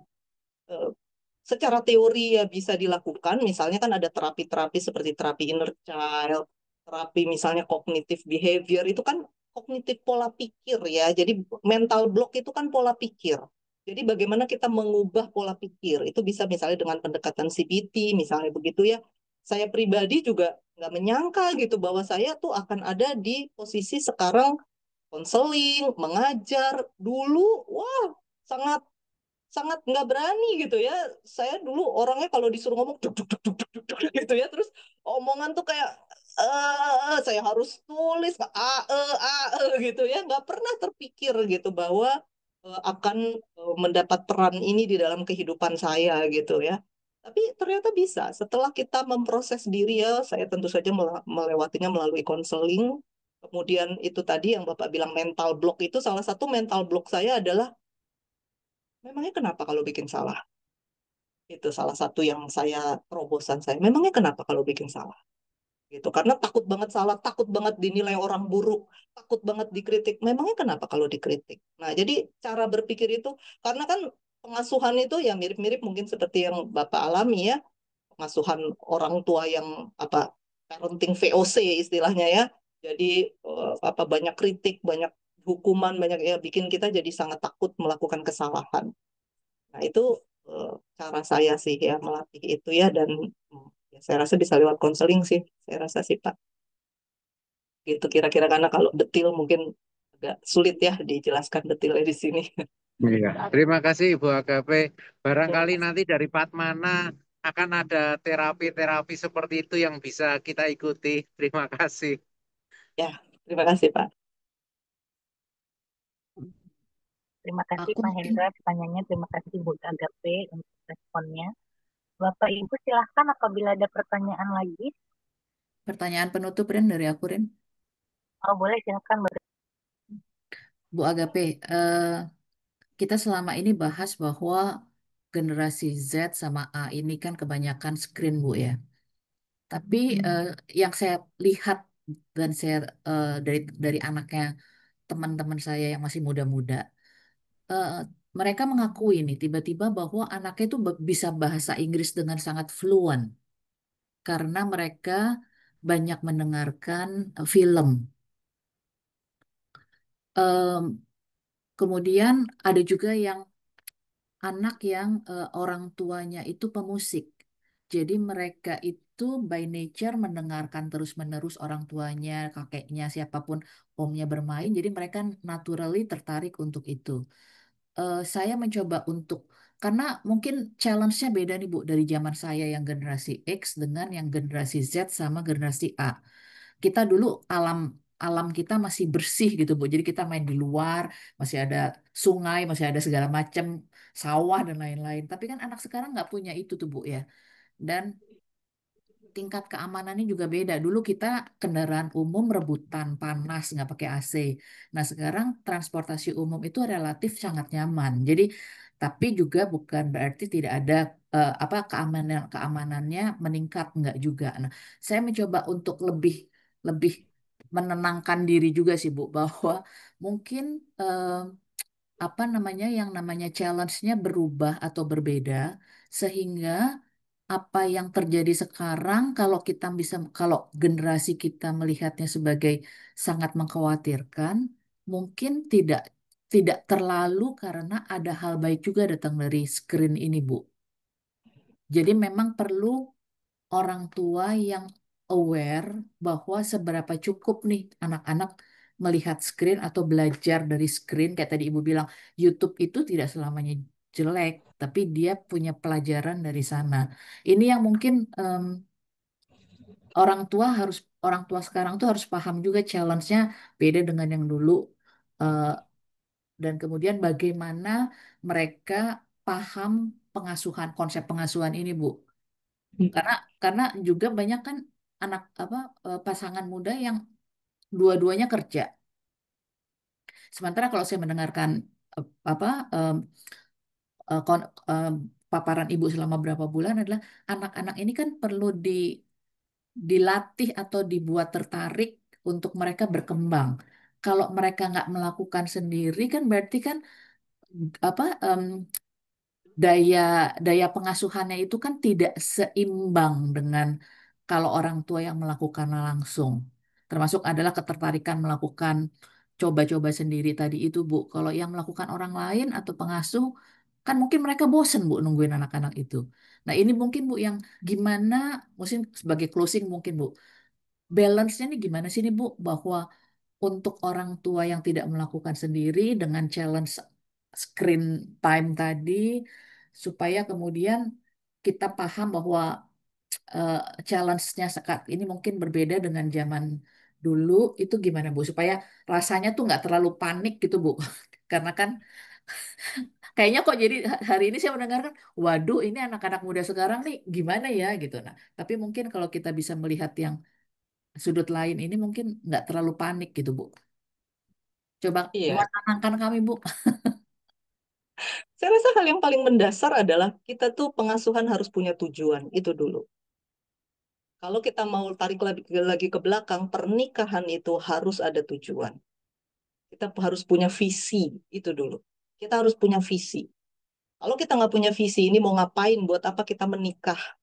Kalau kita menikah, kita punya anak, tujuannya untuk apa kita punya anak. Jadi hidup itu bukan sekedar, ya nikah karena tuntutan sosial harus nikah. Kita membesarkan anak karena ada anak, gitu kan. Harus sekolah karena memang harus sekolah. Nah itu kacau kalau begitu saya rasa ya. Begitu kita punya tujuan, kita jadi tahu nih faktor-faktor apa saja yang akan menghambat tercapainya tujuan itu. Jadi saya rasa apa yang membuat orang tua kemudian sangat ceroboh memberikan gadget di saat anak masih 1 tahun, 2 tahun, karena nggak punya tujuan. Kalau punya tujuan, dia akan tahu nih, ada apa ini, apa yang akan merusak nih dari gadget ini nih ya. Em, jadi pertama itu saya rasa harus punya tujuan. Tujuan pernikahan, tujuan parenting, kita harus punya tujuan. Ini anak ini aku mau jadikan apa gitu ya. Di dalam tentu saja di dalam konteks nantinya dia akan tumbuh menjadi dirinya sendiri. Tapi kan kita orang tua memang kenapa kenapa pengasuhan begitu lama buat manusia ya? Kalau kita lihat kuda itu seminggu kah kalau saya nggak salah ya. Jerapah tuh cuman seminggu udah bisa mandiri gitu ya.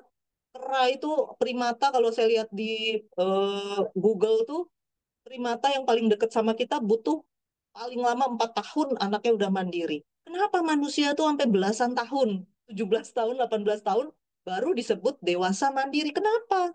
Karena ternyata memang kita manusia jauh lebih complicated gitu ya. Jadi artinya butuh waktu segitu lamanya untuk kemudian membentuk manusia menjadi manusia yang seharusnya nih manusia dengan dignitas manusia ya, pengasuhan dan lain-lain. Jadi harus punya tujuan karena memang nggak mudah. Buktinya ya sekian lama waktu diberikan untuk mengasuh anak. Pertama itu, begitu kita punya tujuan, kita jadi akan tahu apa saja hal-hal yang akan mendukung tercapainya tujuan, apa yang menghambat. Nah, lalu kita lihat nih kemajuan teknologi.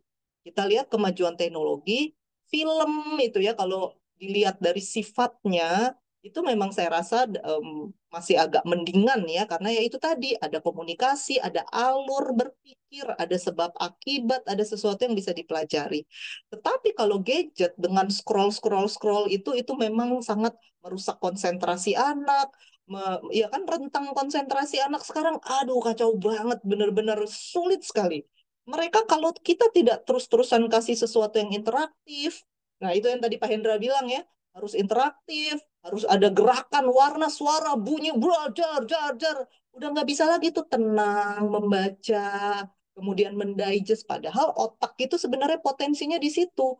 Kita jadi manusia ketika kita mampu menganalisa, mendigest gitu. Nah ini medsos semua udah disediain, semua udah dibikin cara simpelnya, cara sederhana. Wah udah kita otak kita udah nggak kepake tuh, cuman terima, terima, terima, terima gitu. Sehingga akhirnya banyak kegelisahan, banyak nah, itu hal-hal yang tentu saja ada hal-hal positif ya dari namanya kemajuan teknologi kan segala hal pasti ada plus minusnya. Anak bisa belajar bahasa Inggris misalnya, fluent dan lain-lain. Tetapi kan itu sebenarnya tidak harus dengan smartphone atau dengan iPad. Dan itu juga bisa dipelajari dari hal lain. Dan apa yang hilang? Yang hilang sebenarnya adalah relasi antar manusia itu. Ketika dulu kita belajar itu relasi antar manusia, di dalam kita belajar, kita juga melihat contoh, kita melihat teladan, kita bisa melihat aspek-aspek moral. Itu semua tuh kan ada tuh, menjadi satu di dalam proses pendidikan. Kan sekarang enggak. Jadi akhirnya, ya itu, pengetahuan maka anak-anak sekarang, kalau Bapak Ibu perhatikan kan cukup sok tahu ya, karena pengetahuannya banyak. Tapi coba lihat moralnya, coba lihat ininya ya, value-nya. Coba lihat tuh itu. Hal-hal itu hilang tuh. Karena kita belajar jadi dari mesin. Ya, misalnya chat GPT. Banyak yang bilang, udah chat GPT itu udah. Hati-hati, lama-lama itu merusak diri kita. Kita tidak lagi berelasi antar manusia. Maka kebencian, ya, kemudian apa penggolongan-penggolongan, orang makin gampang tersulut. Karena relasi antar manusia itu jadi relasi yang sangat sangat asing gitu ya. Nah, itu yang kita perlu lihat nih, dunia ini mau dibawa kemana gitu ya. Jadi ini kita pembicaraan kita jadi kemana-mana, tapi saya rasa itu penting ya. Maksud saya untuk melihat teknologi itu kita tidak lihat secara sempit, tapi kita lihat dampaknya pada kemanusiaan tuh seperti apa. Nah, kalau tadi Ibu bilang soal keseimbangan, saya rasa kuncinya ya di situ tadi awal. Kita harus punya tujuan. Kita mau ngapain dari situ kita bisa lihat tuh keseimbangannya ya. Seberapa banyak nih gadget-gadget aplikasi dan hal-hal itu sebenarnya memberi keuntungan, seberapa banyak dia merusak hal-hal mendasar kita sebagai manusia ya, yang hidup bersama di bumi ini dengan segala perbedaan yang ada. Itu sih saya rasa. Baik, Baik. terima kasih Bu Agape untuk sore hari ini. Saya tutup untuk sesi tanya jawabnya. Kita akan lanjutkan bulan depan bersama Bu Agape di bulan Oktober nanti. Terima kasih juga Bapak Ibu dan teman-teman sekalian yang telah hadir. Bulan depan masih mengulas tentang emosi, terutama untuk parents-nya. Silahkan untuk informasinya dapat melihat di IG Padmana. Sampai bertemu kembali bulan depan. Selamat sore. Selamat Oke, sore Bapak Ibu, terima kasih. Terima kasih. Sampai bertemu. Selamat sore teman-teman. Terima kasih Bu Agape. Terima kasih.